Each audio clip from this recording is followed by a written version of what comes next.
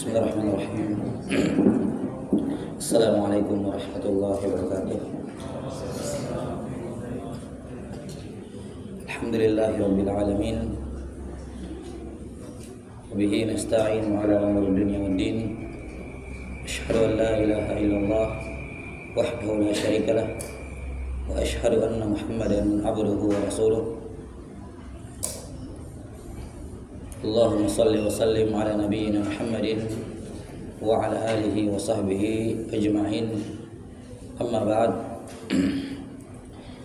Alhamdulillah, setelah selesai mengerjakan salat maghrib secara berjamaah, kembali kita lanjutkan penjelasan terkait dengan kewajiban bersatu dan larangan untuk berpecah belah dalam agama. Sudah dijelaskan kemarin pertemuan sebelumnya oleh saya beberapa muqaddimah, beberapa pendahuluan penting dalam memahami konsep bagaimana konsep persatuan dan perpecahan dalam Islam. Kapan dikatakan bersatu dan kapan dikatakan berpecah. Dan juga sudah kita terangkan bahwa perbedaan ulama, perbedaan yang terjadi di kalangan ulama itu merupakan perbedaan yang mereka warisi dari zaman para sahabat radhiyallahu anhum ajma'in. Apakah mereka mewarisi pendapat itu sendiri dari zaman sahabat sudah berbeda pendapat, atau masalahnya baru muncul belakangan setelah sahabat meninggal, tapi pola pikir sahabat mereka warisi, manhaj para sahabat mereka warisi, sehingga lahir perbedaan pendapat yang mana seandainya sahabat masih hidup waktu itu mereka juga akan berbeda pendapat karena pola pikirnya sama. Karena itulah perbedaan pendapat di kalangan ulama itu hakikatnya merupakan rahmat dari Allah Subhanahu wa taala. Ya, ada sebuah hadis yang masyhur tapi ini tidak sahih dari Nabi sallallahu alaihi wasallam. Ya, ikhtilafu ummati rahmah. Ini hadisnya tidak sahih. Tapi para ulama menyatakan maknanya benar. Ya, maknanya benar. Bahwa bayangkan kalau misalnya semua perselisihan dalam fikih, dalam ibadah tidak ditolerir. Bayangkan betapa susahnya. Ya, merupakan kesulitan. Ya, jelas ya. Tapi ketika para Nabi SAW membenarkan atau membolehkan berbeda pendapat, maka lahirlah kelapangan. Bayangkan kalau tadi gubernur itu menerapkan mazhabnya Imam Malik di negeri di Madinah, yang lain bakal kesulitan. Karena itulah seorang murid Imam Ahmad rahimahullah, beliau pernah menulis kitab tentang ikhtilafun nas, perbedaan-perbedaan pendapat di kalangan para fuqaha. Beliau menamakannya, memberikan judul Kitabul Ikhtilaf. Kemudian buku ini dibawa kepada Imam Ahmad, minta tolong dibaca, dibawa kepada gurunya Imam Ahmad. Setelah membaca buku tersebut, Imam Ahmad mengatakan, la tusammihi Kitabul Ikhtilaf. Jangan kamu beri judul buku ini Kitab Ikhtilaf, tapi berikan judul Kitabus Sa'ah, kitab yang memberikan kelapangan. Yakni karena pada perbedaan pendapat di kalangan ulama, kaum muslimin mendapatkan kelapangan. Manapun dari pendapat yang mereka ikuti dilegalkan dalam Islam. Terlepas itu benar atau tidak di sisi Allah, karena yakin 100% itu agama Allah merupakan hal yang berat. Saya kasih contoh misalnya. Ini juga sekaligus sebagai contoh fenomena buruk di tengah kaum muslimin, yaitu berpecah belah hanya dalam masalah-masalah yang sifatnya ranah fikih. Misalnya masalah kunut subuh. Yang kunut subuh yang sama yang tidak kunut subuh, mana yang merupakan manhajus salaf?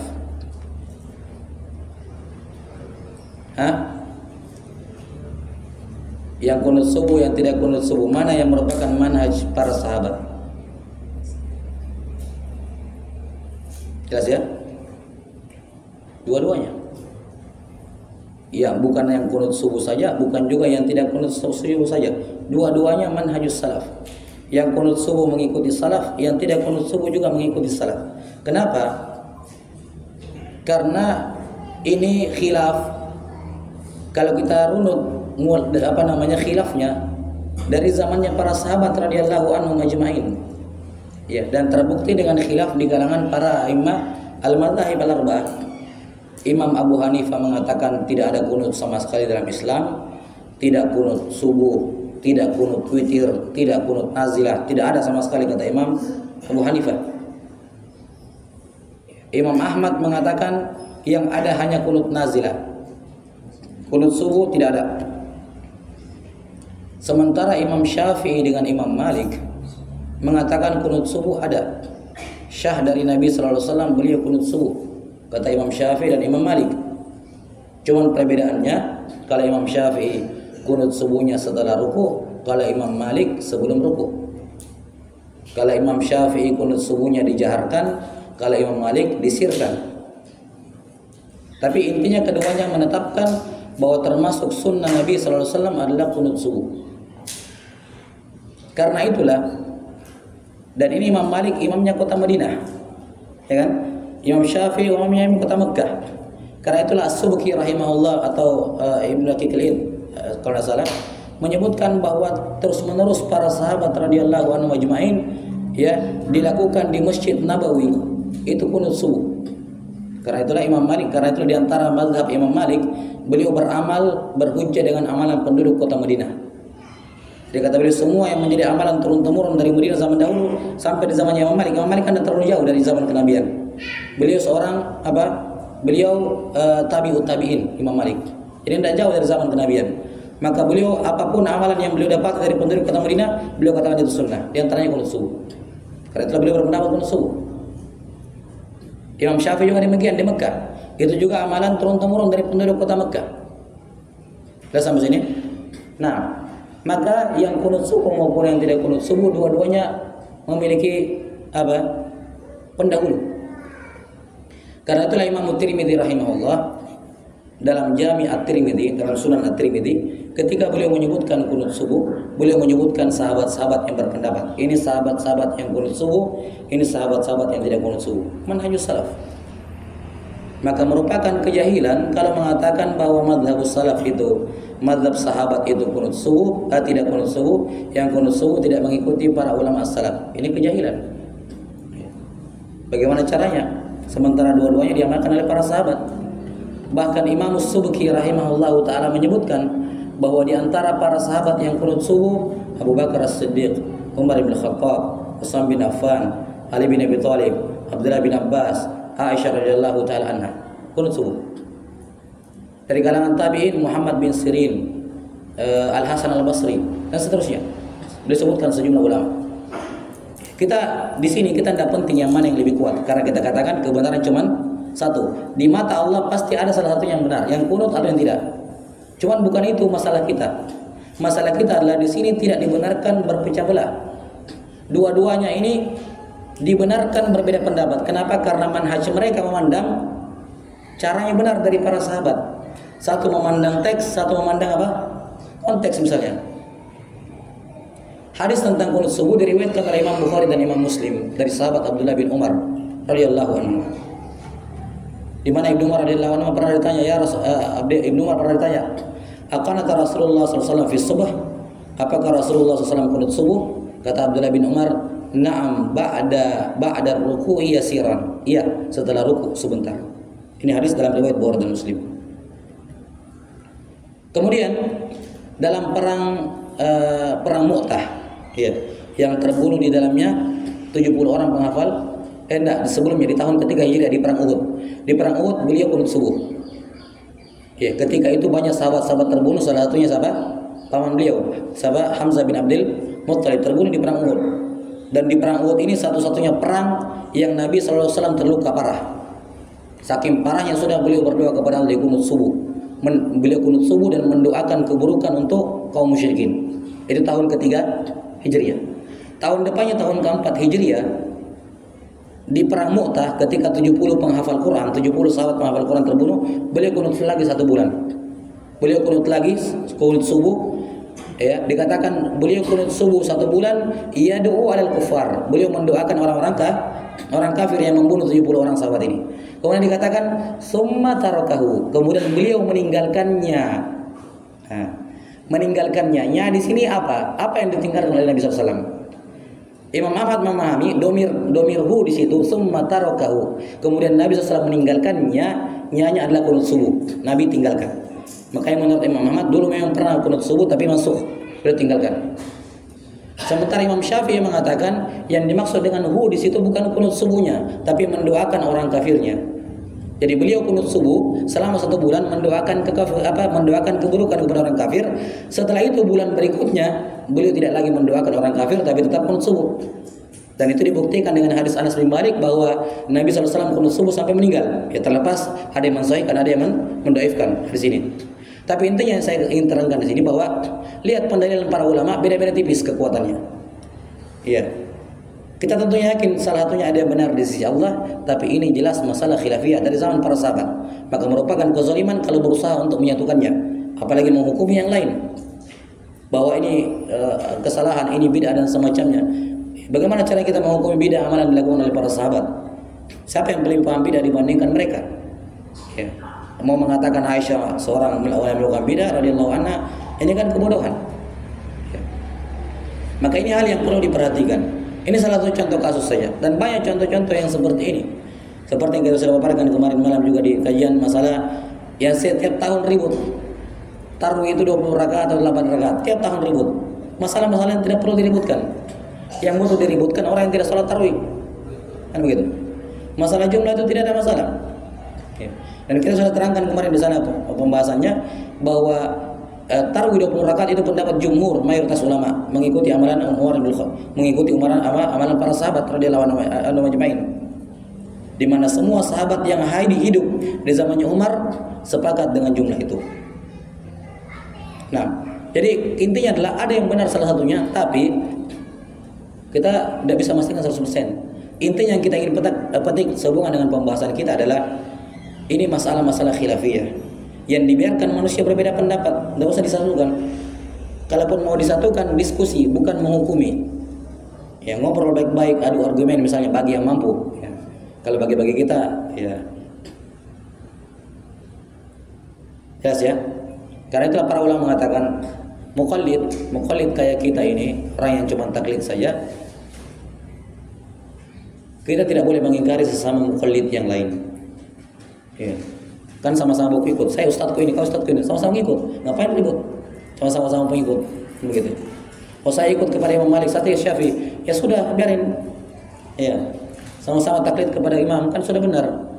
Allah Ta'ala mengatakan, "Fas'alu ahla dzikri in kuntum." Nah, kalau tidak tahu, tanya orang berilmu. Keluar jawaban orang berilmu, ikuti, selesai masalah. Itu tugasnya orang awam yang belum paham tentang apa? Uslub cara berdalil terhadap Quran dan hadis. Tugas kita tanya kepada ulama, ahli berilmu, ada keluar jawaban, ikuti, selesai masalah, simpel. Gak usah ikuti yang lain. Dan ini contohnya dalam pembahasan Islam sangat banyak sekali. Ya. Karena itulah seperti yang saya singgung kemarin tadi di awal pertemuan, bahwa terkadang kita itu meributkan hal-hal yang tidak perlu diributkan. Dan justru hal-hal yang butuh diributkan kita tidak ribut di situ, padahal seharusnya ribut. Misalnya masalah akidah. Ya. Umat Islam sepakat bahwa pelaku dosa besar Muslim, pembunuh itu masih Muslim, pemakan riba itu masih Muslim, penjudi itu Muslim. Orang-orang Khawarij dan Mu'tazilah mereka datang orang Khawarij mereka datang mengkafirkan pelaku dosa besar. Katanya siapa yang membunuh kafir? Ini kelompok takfir yang suka mengkafirkan orang, suka mengkafirkan karena dosa besar. Ini yang wajib diperangi, ini yang wajib dihilangkan, karena ini menyelisihi ijma' kaum muslimin. Apa? Mengkafirkan sesama kaum muslimin tidak boleh. Mengkafirkan hanya karena dosa-dosa besar. Ini orang-orang Khawarij. Atau misalnya bagi yang mengatakan boleh memberontak kepada pemerintah muslim, ini harus diperangi. Akidah Ahlus Sunnah dari kalangan sahabat sepakat tidak boleh memberontak kepada pemerintah muslim, bagaimanapun zolimnya dia, wajib bersabar. Dinasihati iya, diluruskan iya, dikasih masukan iya, memberontak tidak. Nah, masalah-masalah seperti ini yang seharusnya dalam tanda kutip diributkan, karena ini menyelisih ijma. Menyelisih apa? Ijma. Ada orang-orang yang mengatakan misalnya Allah di mana-mana. Bagaimana caranya Allah di mana-mana? Ya, ada di kandang babi, ada di toilet, di WC. Ini perendahan kepada Allah Subhanahu wa taala. Ya. Akidah ini yang harus diluruskan. Di sini yang dalam tanda kutip harus diributkan. Ini masalah-masalah akidah yang tidak bisa ditolerir pelanggaran di situ. Nah, 1000 dalil menyatakan bahwa Allah Subhanahu wa taala berada di atas arsy, maha tinggi di atas segala-galanya. Ya. Ilmu Allah berada di mana-mana. Allah tahu di mana-mana segalanya Allah tahu. Ya. Ini sudah jelas dalam Al-Quran dan hadis dan sepakat para ulama. Nah, ini yang harus diributkan. Tapi terkadang keributan dalam masalah ini kurang, lebih menonjol keributan dalam hal-hal yang tidak perlu diributkan, seperti masalah fikih. Ya. Nah, inilah yang menjadikan mengapa kaum muslimin itu menjadi terkadang terlambat, mundur, disibukkan dengan hal-hal yang kurang penting, sehingga bagi penuntut ilmu terlambat startnya menuntut ilmu gara-gara seperti itu. Terlambat belajar dengan benar gara-gara mengurusi hal-hal yang tidak perlu dia urusi, berupa perbedaan pendapat yang masih bisa ditolerir tersebut. Nah, maka seperti hendaknya kita berlapang dada seperti ucapan Imam Malik tadi rahimahullah. Ketika Muwatta Imam Malik dibawa kepada gubernur, dikatakan ini kitab kita mau jadikan undang-undang, kita mau jadikan semua penduduk kota Madinah harus ikut aturan dalam Muwatta Imam Malik. Apa kata Imam Malik? Jangan ya Amirul Mukminin, biarkan manusia berbeda pendapat. Dari dulu mereka sudah berbeda pendapat. Biarkan. Jangan paksa mereka mengikuti mengikuti Muwatta. Ya, berlapang dada dalam hal-hal yang seperti ini. Sebagaimana ucapan Imam Syafi'i rahimahullah ketika diskusi sama lawannya, ya, yang kita sudah sebutkan tadi, ucapan saya benar, saya pendapat yang saya pegang benar, tapi ada kemungkinan salah. Dan pendapat kamu salah, tapi ada kemungkinan benarnya. Kan begitu. Karena dalam masalah-masalah ijtihadiyah, namanya juga ijtihadiyah. Ya, sumbernya adalah apa? Ijtihad. Dan yang namanya ijtihad tidak ada 100% pasti benar. Tidak ada. Karena itulah tidak ada ijma. Bukti bahwa sesuatu itu bisa diketahui 100% kebenarannya itu kalau ijma. Karena kata Nabi SAW, la tajtami ummati ala dhalalah. Umatku tidak akan sepakat di atas kesesatan. Jadi selama umat sepakat, maka selainnya adalah kesesatan. Selama umat tidak sepakat, maka tidak bisa dipastikan 100%. Ini pendapat di sisi Allah yang paling benar. Tidak. Karena itulah tarjih yang ada sekarang. Kita tanya sama Ustadz A, menurut saya ini yang benar. Tanya Ustadz B, lain lagi dipilih. Itu sifatnya semua subjektif, tidak ada yang objektif. Dalam artian benar di sisi Allah itu tidak ada yang bisa memastikan. Siapa yang bisa memastikan 100%? Kalau para sahabat saya berbeda, mana bisa orang belakangan memastikan? Kan begitu. Maka tarjih menurut saya yang kuat adalah ini, yang rojih adalah ini, yang kuat adalah ini. Itu semua sifatnya subjektif, tergantung ilmunya si ustadz, ilmunya si syekh, apa yang diketahui, apa yang dia pelajari. Ya, dapat orang ilmu alim yang lain bisa jadi beda jawabannya. Ya, dan itu membuktikan bahwasanya itu bukan hal yang meyakinkan. Karena kalau meyakinkan pasti ijma. Pasti apa? Ijma. Adanya perbedaan pendapat menunjukkan bahwa itu masalah dhoniyat, masalah dugaan besar saja. Dugaan besar saya ini yang kuat. Yang itu dugaan kecil saya kuat. Itu dugaan kecil, tapi ada dugaan tapi kecil. Dugaan kuat saya ini. Ya, seperti yang dikatakan oleh Imam Syafi'i rahimahullahu taala. Nah, ini contoh kasus tadi. Nah, jelas ya. Jadi masalah qunut subuh dengan qunut subuh atau tidak, khilafnya berputar pada domir katahu, summa tarakahu. Kemudian Nabi meninggalkannya. Nya di sini apa? Lihat. Sekompleks itu masalah usul fikih itu. Sekompleks itu dalam memahami hadis. Makanya tidak sembarang orang bisa mengatakan sesuai dengan pemahaman para sahabat. Hanya yang betul-betul paham. Jelas ya? Hanya yang betul-betul paham. Kemarin di Kendari kajian, terus ada yang bertanya, Ustaz, kenapa ada sebagian saudara kita kaum muslimin yang masih meyakini sholat berjamaah itu sunnah muakkadah atau fardu kifayah? Padahal hadisnya jelas. Ya, hadisnya jelas. Ya, tidak sah apa disebut itu? Tidak sah orang yang sholat di dekat sholat di di dekat masjid kecuali di masjid, begitu hadisnya. Terus bukankah Nabi sallallahu alaihi wasallam menyuruh untuk membakar rumah orang yang sholat di rumah? Bukankah hadis yang jelas, Ustaz? Kenapa masih ada yang berpendapat sholat jamaah itu fardu kifayah atau sunnah? Nah, kita katakan itu jelas menurut Anda, tapi para ulama tidak jelas. Tidak sejelas itu di kalangan ulama. Karena itulah mereka berbeda pendapat. Saya jelaskan bahwa yang berpendapat sholat jamaah fardu ain itu adalah salah satu riwayat dari Imam Ahmad. Yang berpendapat bahwasanya fardu kifayah itu Imam Syafi'i. Sementara yang berpendapat sunnah muakkadah itu Imam Malik dan Imam Abu Hanifah. Jadi lihat, kebanyakan ulama tidak memandang fardu ain, kebanyakan. Hanya sebuah riwayat dari Imam Ahmad. Mayoritas ulama tidak memandang fardu ain. Kalau begitu jelasnya dari sisi mana, saya bilang? Memangnya Anda lebih paham dibandingkan ulama? Ulama saya berbeda pendapat dalam menyikapi hadis itu. Berarti kan apa? Belum meyakinkan. Belum meyakinkan hukumnya itu fardu ain. Buktinya para ulama berbeda pendapat. Saya katakan, seandainya sholat fardu ain, ya ini sekali lagi saya tidak merojihkan dan tidak mau menguatkan yang mana dari fikih. Itu pembahasan di tempat lain. Saya ingin memberikan gambaran saya bahwa terkadang orang karena minimnya ilmu dia mengira itu jelas, padahal tidak jelas.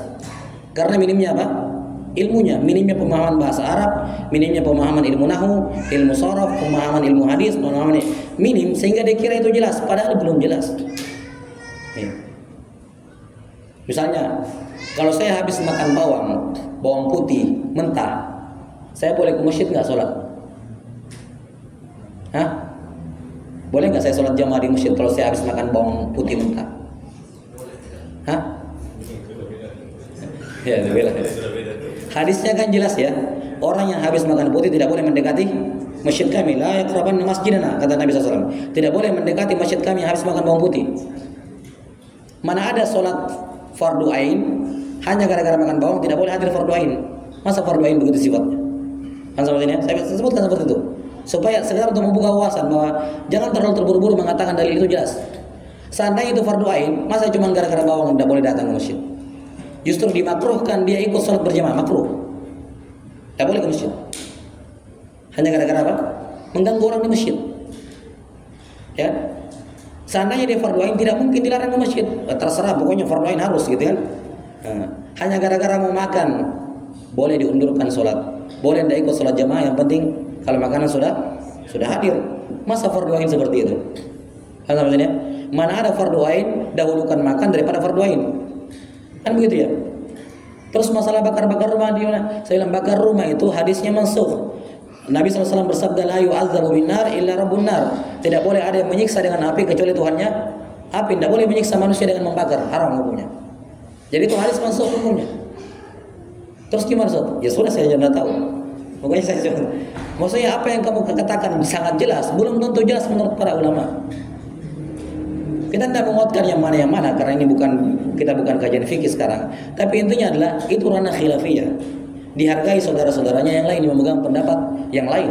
Apalagi ternyata pendapat yang dipegang oleh saudara kita pendapat kebanyakan ulama, pendapat mayoritas ulama. Ya. Karena itulah perhatikan di semua buku-buku akidah Ahlussunnah wal Jamaah tidak ada yang menyebutkan di antara akidah Ahlussunnah yang kalau diselisihi keluar dari sunnah tidak perlu subuh. Tidak ada yang disebutkan karena masalah khilafiyah. Cari semua buku-buku akidah, tidak ada yang menyebutkan itu. Yang mengeluarkan seorang dari Ahlussunnah hanyalah hal-hal yang disepakati. Hal-hal yang disepakati.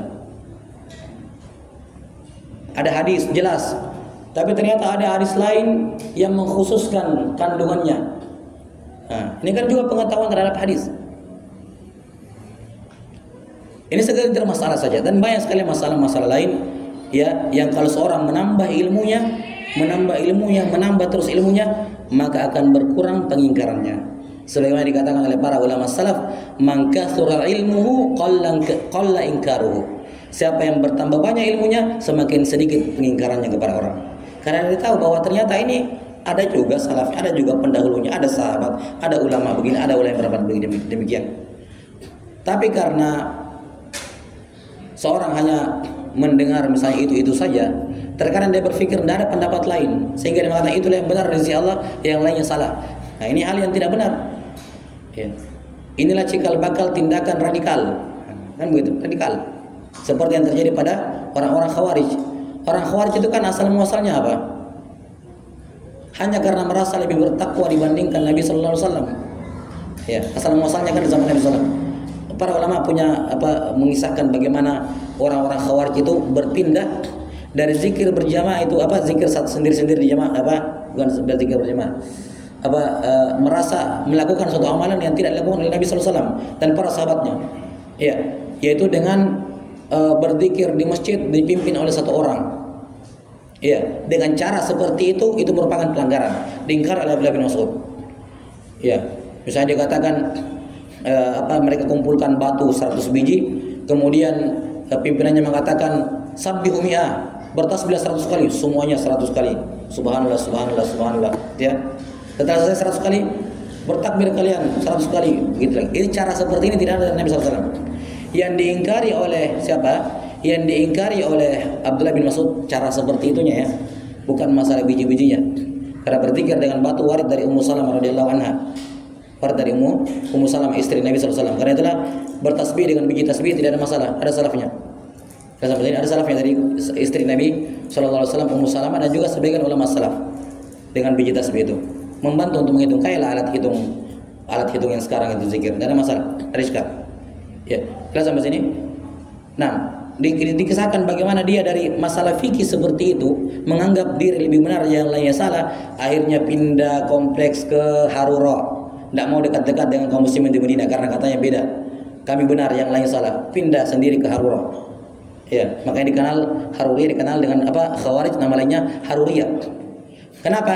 Mereka tinggal di Madinah, mereka merasa kami sendiri yang benar ini, yang lainnya salah. Ya. Kami terkungkung dikelilingi orang-orang yang tidak benar, tidak seperti cara ibadah kami. Apa yang mereka lakukan? Pindah, keluar dari keumuman kaum muslimin, pindah tempat, uzlah sendirian, kelompok sama kelompoknya. Ya. Lama kelamaan, kayaknya kalau begini-begini terus tidak asik, gitu ya. Mending kita panggil orang, tambahi orang gitu, panggil orang, ajak orang ke sana. Setelah itu punya kekuatan, sudah diperangi semua yang berbeda pendapat dengannya. Itu cikal bakal Khawarij. Cikal bakal Khawarij dalam masalah kebidahan yang kecil sampai kebidahan yang besar. Nah, maka sikap-sikap tidak toleran dalam perbedaan di kalangan fuqaha ini merupakan cikal bakal tindakan radikal seperti itu. Dan sejarahnya sudah banyak. Karena itulah seorang ketika dia minim ilmunya, ketika di fase-fase awal belajar, yang wajib bagi dia banyak diam. Yang wajib bagi dia menambah ilmunya sebanyak-banyaknya dan memperbanyak diam serta tidak berkomentar. Karena yakinlah ini pengalamannya semua ustadz, semua ulama, semua kiai pasti begitu semua pengakuannya. Semakin orang bertambah banyak ilmunya, semakin kurang pengingkarannya. Orang yang paling banyak mengingkari orang yang paling minim ilmunya. Sama pendekar. Siapa yang tenteng-tenteng di pinggir jalan pamer jurus? Orang-orang yang baru belajar jurus, ya. Tapi pendekar kan diam-diam saja dia. Ya, dia lihat begini. Nah, demikian kenyataannya. Jelas ya? Kembali kepada masalah tadi, masalah qunut subuh. Karena itulah Ibnu Taimiyah rahimahullah dalam Majmu' Fatawa dan juga Ibnu Al-Qayyim rahimahullah dalam Zadul Ma'ad, beliau menyalahkan yang mengingkari orang yang tidak qunut subuh. Ibnu Taimiyah dan Ibnu Al-Qayyim mengatakan ini ranah khilafiyah, tidak boleh diingkari. Tegas beliau mengatakan seperti itu. Karena jelas ranah ini termasuk dari ranah khilafiyah sejak dari zaman sahabat radhiyallahu anhum ajma'in sampai di zaman sekarang. Ya, wallahu taala alam bisawab. Saya kira cukup sampai itu saja materinya. Mudah-mudahan apa yang kami sampaikan bisa bermanfaat untuk seluruhnya. Lebih dan kurangnya mohon dimaafkan. Jazakumullahu khairan katsiran atas istima'ikum. Allahu a'lam.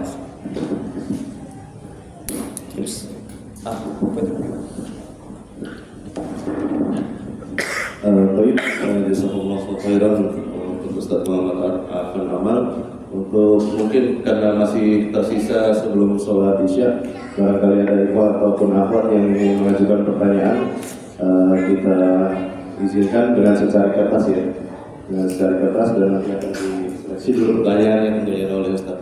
Tafadhol.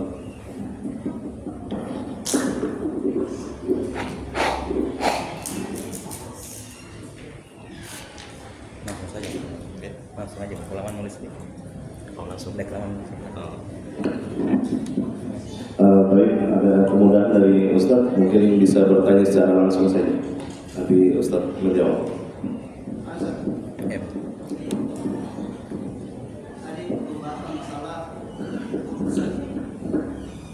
Jadi pertanyaan saya adalah apakah doa subuh yang ada sekarang itu sudah sesuai atau memang ada penambahan? Iya. Doa penutup subuh dari Al Hasan bin Abi Al-Hasan bin Ali bin Abi Thalib. Allahumma hadina fiman hadait wa afina fiman afait ila akhirih, ya kan? Kemudian setelahnya membaca salawat kepada Nabi sallallahu alaihi wasallam itu berdasarkan hadis dalam Ubay bin Ka'ab riwayat Imam An-Nasa'i. Ada salawat dan salam kepada Nabi, keluarga Nabi dan sahabat Nabi di akhir qunut. Itu termasuk sunnah menurut Imam Syafi'i rahimahullah dan juga Imam Malik. Nah. Dan yang namanya doa kan kita bisa berdoa dalam salat itu bisa. Jelas ya? Maksudnya walaupun tidak dengan menggunakan teks itu, kunut itu bebas karena dia doa itu bebas. Yang penting kalau salat dalam bahasa Arab. Makanya warid dari sejumlah sahabat lain doa kunut yang lain. Makanya kalau kunut nazilah doanya juga bebas. Karena memang kunut itu kan doa itu bebas. Ya, cuman afdalnya mengikuti hadis Al Hasan tadi. Gitu. Allah.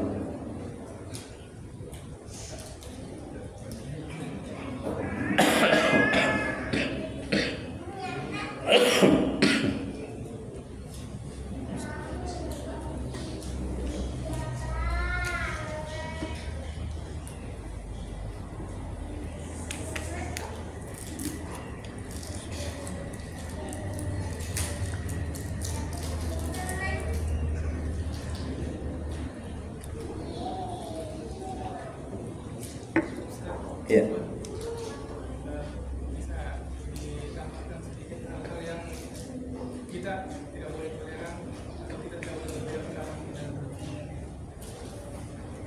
Iya, banyak ya. Sebenarnya intinya tadi satu, Quran, Sunnah, Ijma, harus ada ijma. Selama ijma ya sudah. Hal-hal yang tidak boleh berbeda pendapat, silakan merujuk ke buku-buku seperti Usul Sunnah Imam Ahmad atau Aqidah Al-Qayrawani atau misalnya Usul Sunnah Al-Humaidi, Al-I'tiqad Imam Al-Bukhari. Itu semua akidah, hal-hal yang tidak boleh berbeda pendapat di situ. Karena itu akidah yang disepakati.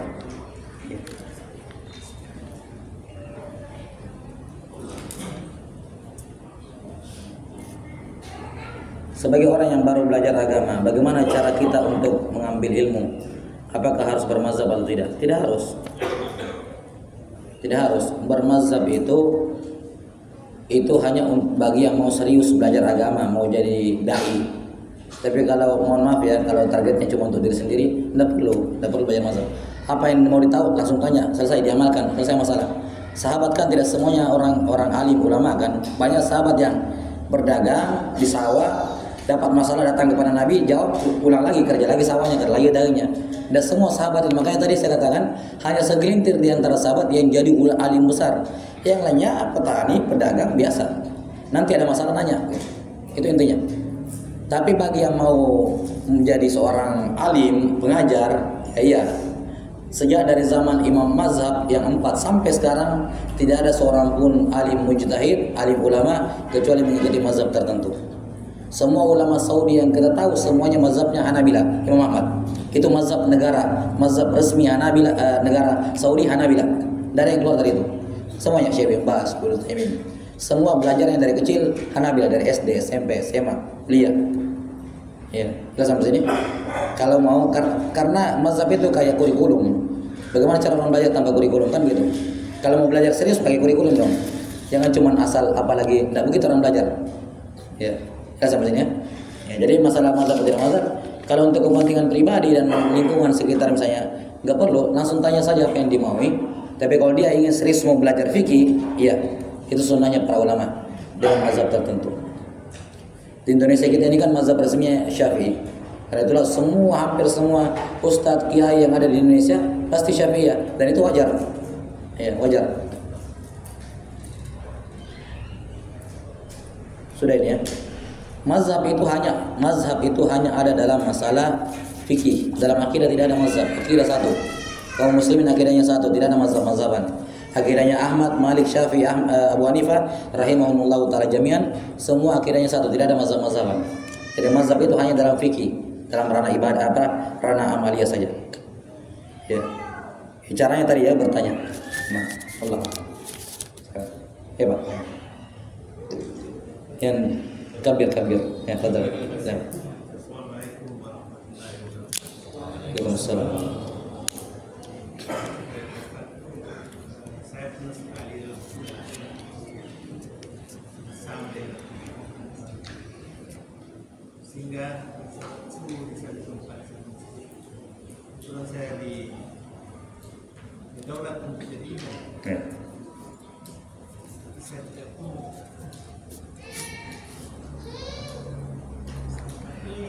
Cuma Ya. pertanyaannya, apakah beliau beranggapan bahwa sholat sunnah, sholat fardu tadi yang tidak sah dengan keliru dilakukan sholat Sudah sah.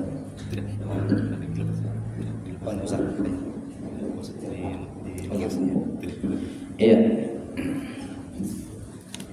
Jadi bagi yang memandang, karena kunut subuh itu menurut yang memandang sunnahnya itu sunnah muakkadah. Sunnah muakkadah artinya sunnah muakkadah itu kalau ditinggalkan sah sholatnya, tidak ada masalah.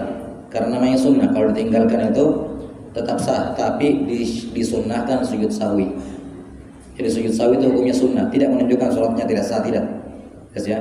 Jadi menurut yang mengatakan kunut subuh itu sunnah, mereka mengatakan sunnah muakkadah. Kalau sunnah muakkadah, kapan ditinggalkan sholat tidak batal, tapi sunnahnya sujud sahwi. Nah, karena itulah jamaah bapak itu yang sujud sahwi di belakang, karena dia memandang bukan karena sholatnya tidak sah, cuman karena dia memandang dia meninggalkan kunut subuh. Ya, kunut subuh sehingga dia sujud sahwi. Pandangannya begitu. Dan itu tidak ada masalah. Itu disebutkan dalam buku-buku fikih. Ya, kalau misalnya orang yang tidak kunut subuh berimam kepada orang yang kunut subuh, sepakat imam 4 makmum ikut kunut subuh, walaupun dia memandang tidak kunut subuh, tapi kalau imamnya kunut subuh, sepakat imam 4 dia ngikut kepada imamnya kunut subuh. Karena itulah Imam Ahmad yang memandang tidak kunut subuh, ketika bermakmum di belakang Imam Syafi'i, Imam Ahmad ikut kunut subuh. Lalu dia memandang tidak adanya. Jelas ya? Ya. Sebaliknya juga, kalau orang yang kunut subuh bermakmum di belakang yang tidak kunut subuh, maka disunnahkan dia sujud sahwi, karena menurut dia imam saya ini kurang sholatnya. Tidak sah, bukannya tidak sah, sah tapi kurang. Maka dia kunut subuh untuk kekurangan sholat imamnya. Karena dalam sholat berjamaah itu yang menjadi patokan adalah keyakinan makmum, bukan keyakinan imam. Ya, keyakinan makmum. Kalau menurut makmum imam saya tidak sah sholatnya, dia tidak boleh bermakmum kepada imam seperti itu. Ya, jadi yang jadi patokan adalah keyakinan makmum. Nah, keyakinan makmum imam saya ini tidak kunut subuh. Silakan itu pendapatnya, tapi menurut saya sholatnya kurang, makanya saya sujud sahwi untuk imam saya. Gitu. Ya. Kalau kita ikut sholat subuh, wajib kita ikut. Wajib tidak. Wajib tidak. Maksudnya wajib kunut subuh juga di belakang. Saya lupa apakah ibarat ulama itu kesepakatan imam 4 wajib atau disunnahkan. Saya enggak ada sampai wajib kayaknya. Iya, enggak wajib. Cuma sunnahnya, afdolnya seperti itu. Karena emang saya lihat wajib juga ya. Maksud saya itu kalau orang yang saat begini tidak saja. Iya. Saya tidak ikut mengangkat tangan. Ini bertegas pada saya apa kalau saya keliru atau suatu apa keputusan. Kalau dibilang itu menyelisihi yang lebih afdol, menyelisihi yang lebih utama. Sunnahnya ikut. Kalau mau dapat tambahan pahala ikut. Kalau enggak dapat tambahan pahala. Sunnahnya ikut. Itu sepakat para imam 4.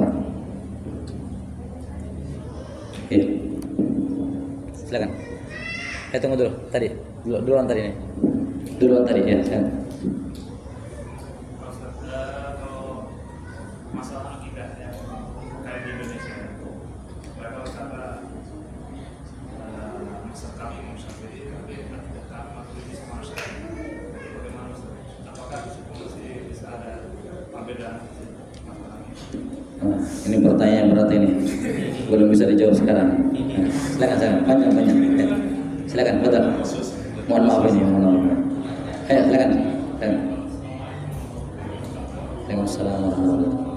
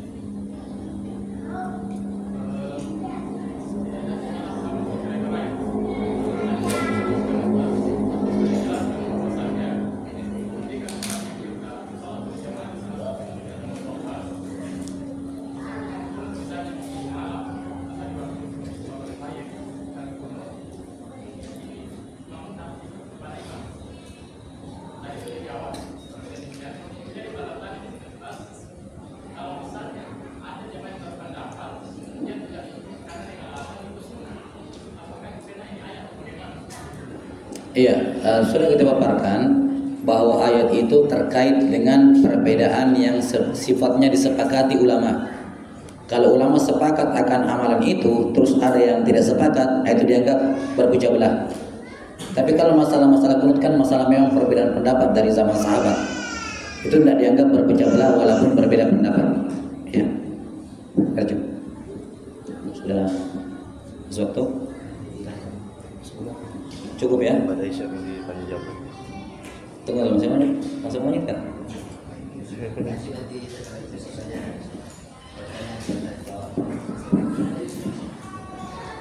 Allahu Akbar, Allahu